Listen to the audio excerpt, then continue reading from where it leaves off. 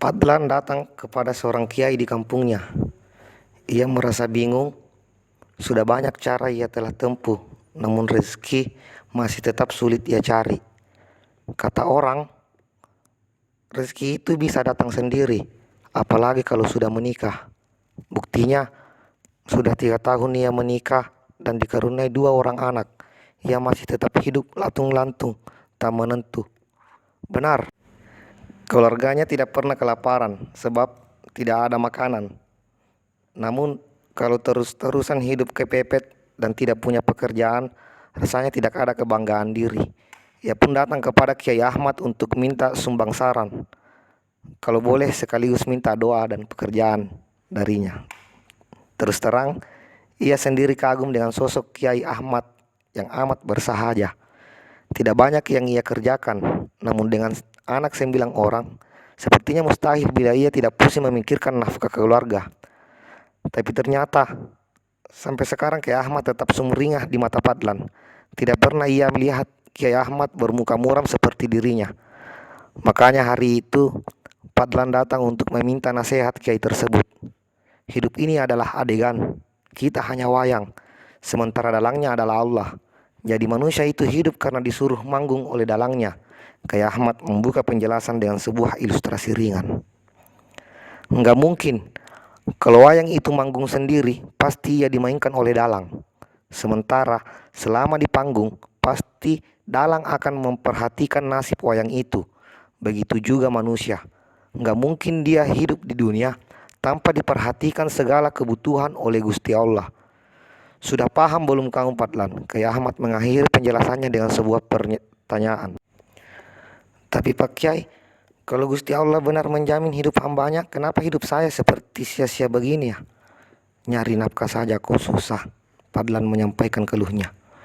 Oh, itu karena kamu belum datang kepada Allah.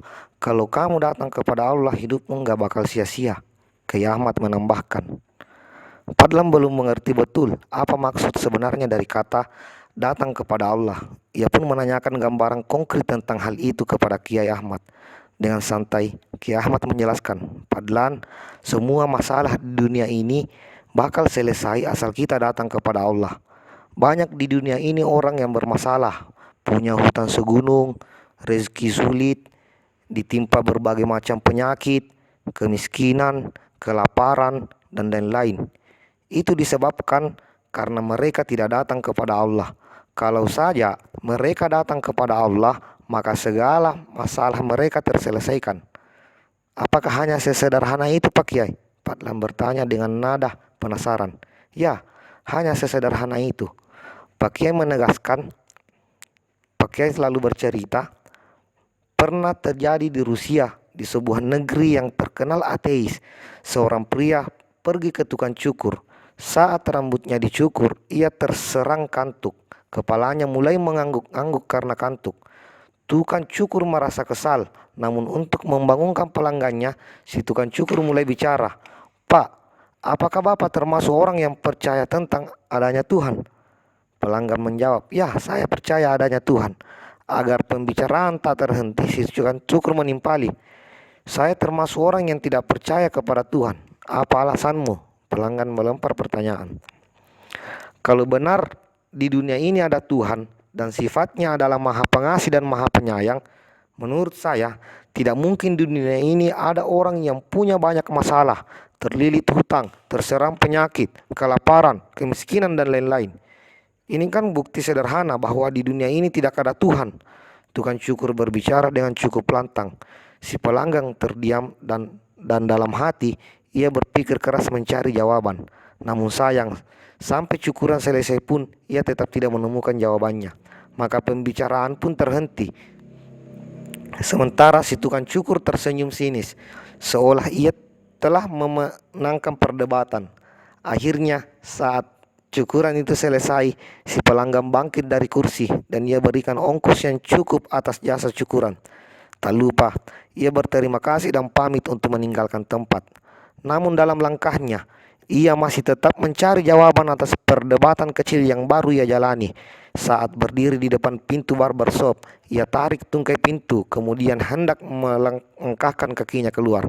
Saat itu Allah Subhanahu wa Ta'ala mengirimkan jawaban padanya. Matanya tertumbuk pada seorang pria gila yang berparas aut-autan, rambut panjang tak terurus, janggut lebat berantakan. Demi melihat hal sedemikian, pintu barbershop yang tadi telah ia buka maka ditutup kembali. Ia pun datang lagi kepada tukang cukur dan berkata, Pak, menurut saya yang tidak ada di dunia ini adalah tukang cukur." Merasa aneh dengan pernyataan itu, tukang cukur balik bertanya, "Bagaimana bisa Anda berkata demikian?